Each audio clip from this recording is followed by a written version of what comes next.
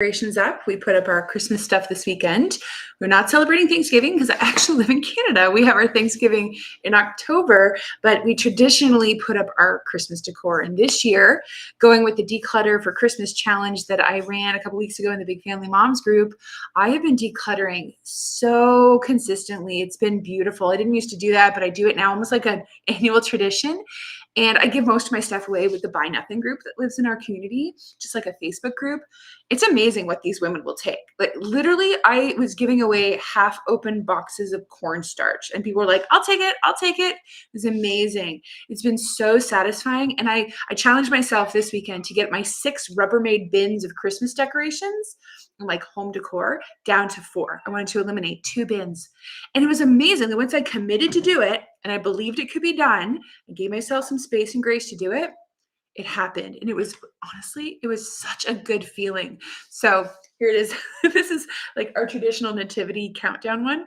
And this one beside it is a Star Wars felt calendar that one of my twin sons made probably 2 years ago when he was 12. And so the kids are super excited because it all starts on the 1st.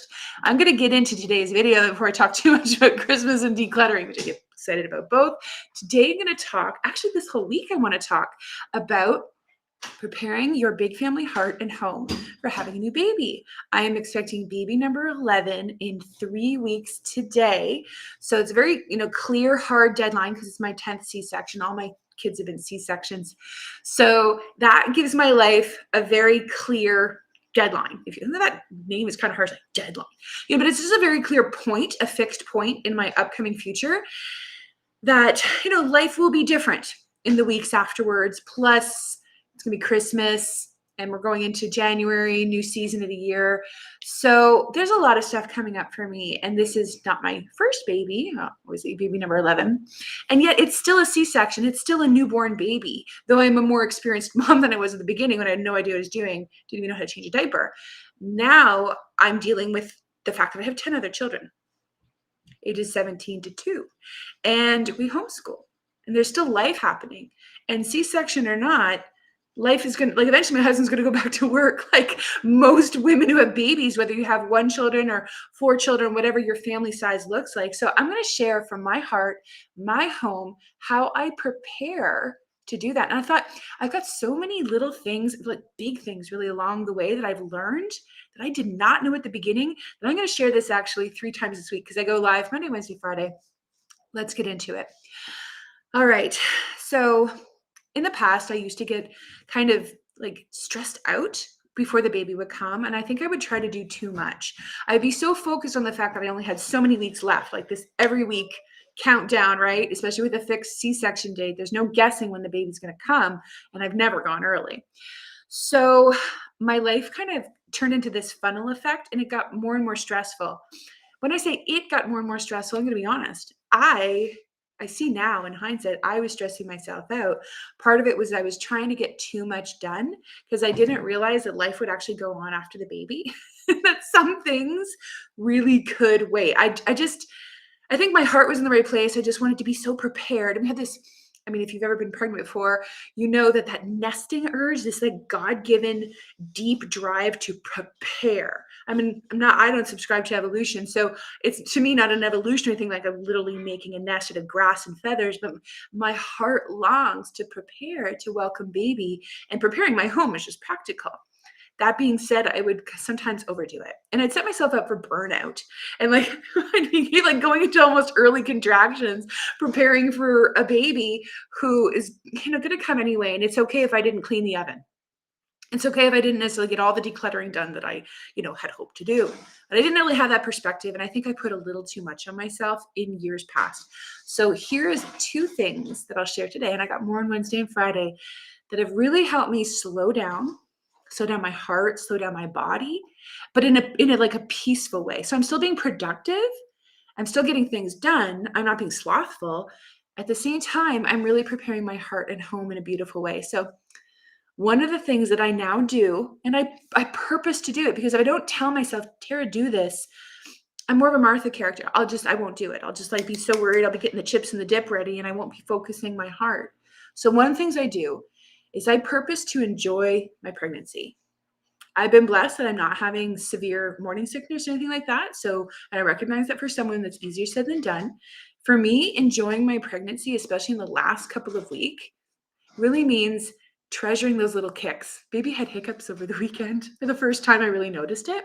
At first, I was like, what the heck is going on? Because somewhere down in my pelvic cradle, I could feel this like kind of thing. And I was like, are you punching me? Because that happens. Baby had hiccups. It was 10 o'clock at night. I'm just chilling, getting ready for bed. And I stopped and I put my hand on my belly and I felt baby hiccuping. And I just treasured it. It's like 30 seconds and I just treasured it. Because baby's going to be out in my arms in 3 weeks. And all of a sudden I'm going to be nursing and my schedule is going to go woo for a couple of weeks while I turn into a 24-hour clock with a whole series of naps. I've done that before, so I can kind of mentally prepare for the upheaval and the change.